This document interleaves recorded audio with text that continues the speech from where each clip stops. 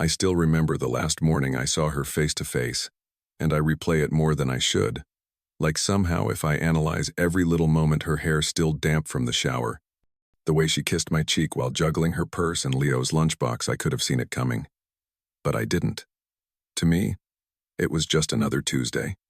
She had a shift at the clinic, and I had back-to-back roofing jobs lined up for the day. She laughed at something Leo said in the car before I dropped them off, and then she turned to me and said, "Don't forget we're low on milk." And I said, "Got it." And that was it. The last normal moment before everything fell apart. I got the call around noon. Unknown number. I answered without thinking, just because my gut said something was off. The woman on the line didn't waste time. She said my wife Maria had been taken into ICE custody on her way into work. They flagged her ID at a checkpoint outside the hospital, something to do with new enforcement guidelines under the latest policy shift. I didn't understand. Maria had DACA. She renewed everything on time. She'd never been in trouble. Not even a speeding ticket. She worked as a nurse's assistant, volunteered at the church, packed our kids' lunches every morning. But none of that mattered. Not anymore. Apparently, some administrative update had put her into a non-renewable category, and without warning, she went from being allowed to work and live here to being a target. Just like that, I dropped everything and drove straight to the detention center they gave me the address for. I waited in a plastic chair for 3 hours before someone came out just to tell me I couldn't see her. Not without approval. Not without a lawyer. I remember walking back to the truck and sitting there with my hands gripping the steering wheel so tight my knuckles turned white. I didn't know what to tell the kids. I didn't even know what to believe. I kept thinking, this has to be a mistake. It'll get cleared up in a day or two. But deep down, I think I already knew that wasn't how this was going to go. That night was the first time I had to explain to my kids why their mom wasn't coming home. And I swear, I've been through hard things in my life. Lost jobs, lost friends, even lost my dad when I was still in my 20s, but nothing prepared me for sitting on the edge of Leo's bed with his little arms wrapped around my neck, asking if Mommy had gotten lost. I told him the truth, or at least part of it. I said there was a mistake, that some people took Mommy by accident, and I was doing everything I could to bring her home. He asked if the police took her because she was bad, and I told him no. Not even close. That sometimes the people in charge don't understand how good someone is. He's only 6.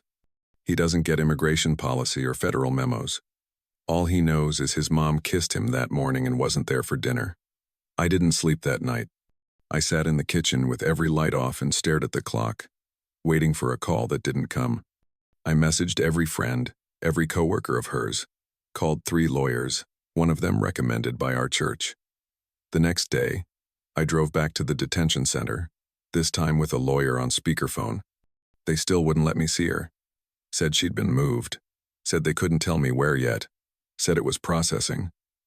I wanted to scream, but I couldn't. I had Leo at home. I had a job. I had bills. I had to keep everything running like she was still here because there was no one else to do it. The house felt wrong without her. Her mug, still in the sink. Her hair tie still on the bathroom counter. I kept walking into rooms expecting to hear her voice. I'd think of something funny to tell her, then realize I couldn't. I caught myself texting her once, before remembering they had taken her phone too. Every night, I sat with Leo until he fell asleep, then collapsed into bed with the ache of the day still in my bones, staring at the ceiling, wondering how something this cruel could happen so fast. We weren't careless. We did everything by the book. We paid every renewal fee, kept copies of every form. She wasn't hiding. She was a mother, a wife, a damn good person. And they took her like she was nothing. Just paperwork. A case number. A line. On a spreadsheet. I started to wonder how many other families this had happened to. How many men were tucking their kids into bed alone, trying to be brave while everything inside them was falling apart. The hardest part wasn't the silence or the weight of doing everything on my own. It was trying to keep Maria present for our son when every part of the system was trying to erase her. I started recording little voice memos she used to leave on our fridge, copying her handwriting from the notes she left in Leo's lunchbox, replaying old birthday videos just so he wouldn't forget how she laughed. He was starting to ask less about when she'd come home and more about if she was okay. That shift nearly broke me. I didn't have answers. I had court dates. I had paperwork. I had emails that went unanswered for days. Our lawyer did what she could, but everything was moving faster than the system could respond. The new enforcement policies weren't designed for nuance or compassion, they were made for speed. Streamline, expedite, remove. Maria was transferred again, this time out of state. I couldn't even tell her we loved her in person. All we had were 15-minute phone calls, crackling and delayed, and even those got cut short if the line was busy. She never cried on the phone, not once, but I could hear it in the way she paused before saying goodbye, in the way she said Leo's name. I tried to be strong, tell her we were okay, that we had people helping us. But the truth was I was running on fumes.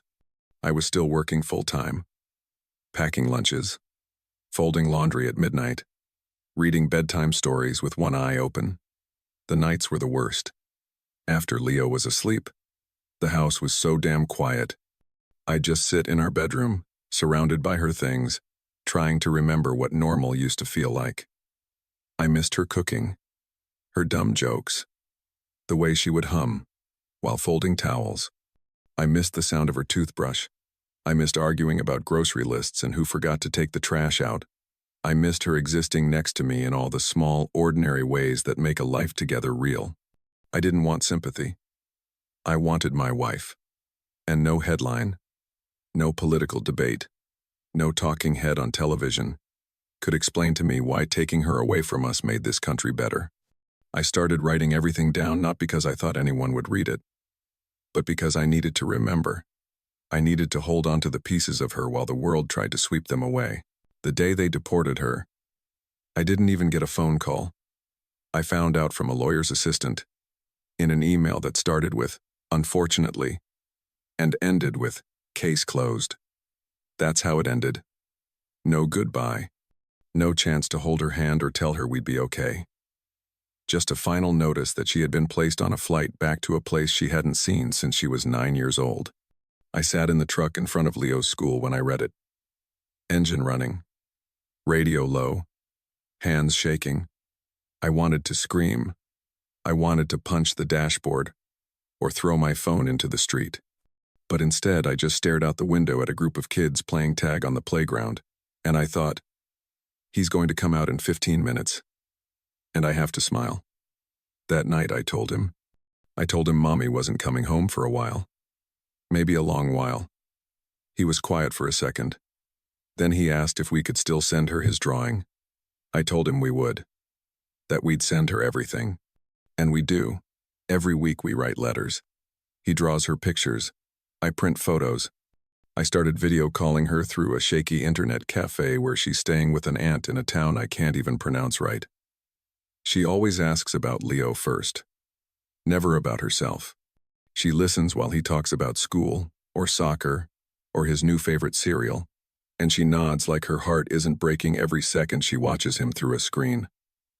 I don't know what comes next. We're trying to file for a hardship waiver. Maybe it'll work. Maybe it won't. But every day I wake up, pack Leo's lunch, braid his hair the way she showed me, and get him to school. I go to work. I come home. I make dinner. I sit on the couch and write her a letter. Then, I fall asleep alone in a bed that still smells like her shampoo. People tell me I'm strong, that I'm doing the best I can. But I don't feel strong. I feel like a guy who got his whole world stolen from him by a policy change signed by someone who's never met my family.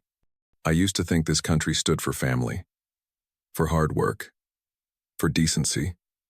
Now I just think it stands for rules written in rooms far away from people like us. But I haven't lost everything. I still have Leo. I still have love. And every time I see him smile, I remember why I keep going. This isn't over. Not for us. Not yet. And one day, when she walks through that door again, because I still believe she will, I'll tell her I kept my promise. I didn't let them erase us.